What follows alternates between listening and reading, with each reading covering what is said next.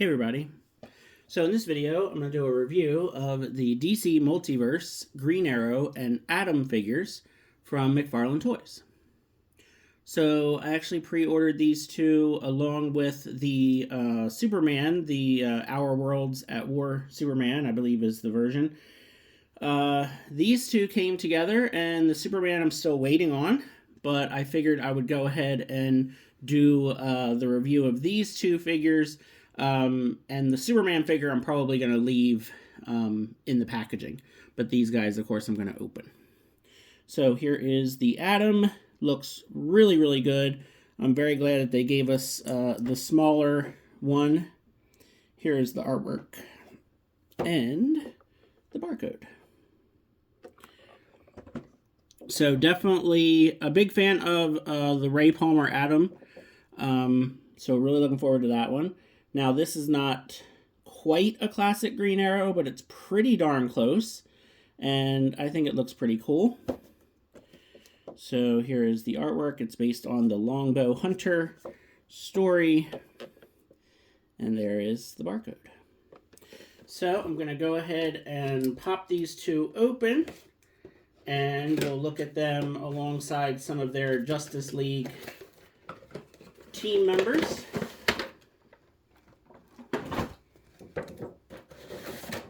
So, of course, we get the trading card, and then there's also the digital redemption code for these, which I'm not really going to use. I don't have any use for that kind of stuff. And then we've got a little bit different of a stand because it says McFarlane Toys Digital on it. So there you go. And let's get Oliver out of here.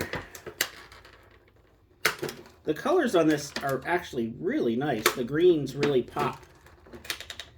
So let me cut him out of the plastic prison.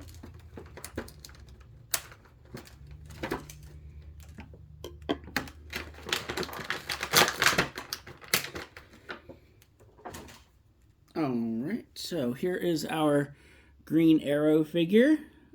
Face sculpt actually looks really good. The hood is not removable or anything. He gets a little bit of movement, not a whole lot. You can see as I knock figures down. But yeah, you know, kind of the newer articulation scheme. But yeah, pretty good. Pretty good version of Green Arrow. Definitely, you know, a more classic version than what we've gotten in the past. Now let's see if I can get him to stand. There we go. And then he also has his, I guess this is this a bunch of arrows that he's firing at once? I'm not exactly sure how that's going to work. And then we get one little single arrow that's very, very bendy, so it might get a little warped. And then the bow looks pretty cool. It's also pretty bendy. But, you know, it's neat looking because they kind of try to do like a little bit of a wood look to it. Oh, okay, here we go. So he has the quiver in the back. So that's where you put these arrows. So they go in there pretty good. So that's cool.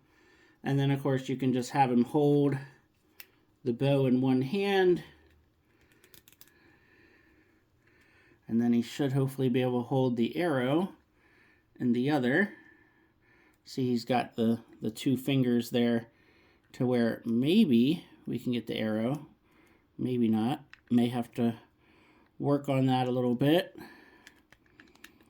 So it's not too bad doing it like as quickly as I did. Now if I took a little bit more time to pose it, let's see if I can get his head to turn.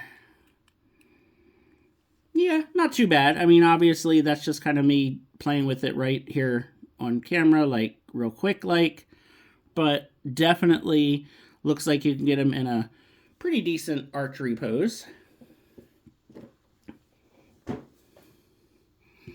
So there is Green Arrow.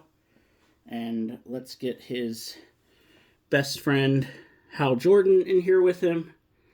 So you can see how those two line up if I can get him to stand. I'm sure everyone realizes how difficult it can be to get these guys to stand. So he doesn't want to stand. We'll just lean him up like that.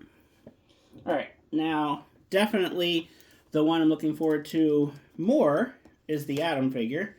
So let's check him out and see how he looks. So again, you get the card and the stand, all that stuff that we're used to. Let me cut him out of his plastic prison.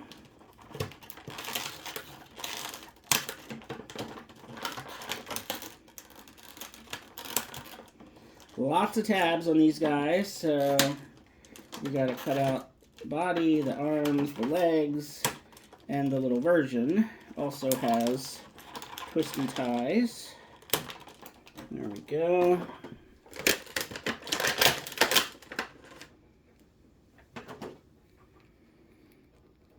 So I'm pretty sure this is the Blue Beetle Booster Gold body. It seems like that's what body it would be. But it still looks good. He, you know, very classic version of the Atom. We don't get any boot cut, because we usually don't with these figures. But yeah, the typical articulation that we're used to. Nothing too crazy there. See if we can get him to stand. Probably not. Nope. So let's see what else we got in here. I do love this little version, this like shrunk down version. No articulation at all on this one, so it's just kind of a, you know, like a mini statue, I guess. But still looks pretty cool. I don't know if that will ever stand on its own. And then he actually does come with alternate hands. They are really, really taped in here.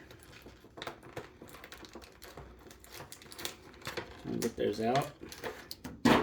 So he has like an open displayed hand, and then the good old pointing hand. So that's cool. And then he has a fist on him, and he has a trigger finger. Don't know why exactly he would have a trigger finger. He's not really known for guns. But I do kind of like the open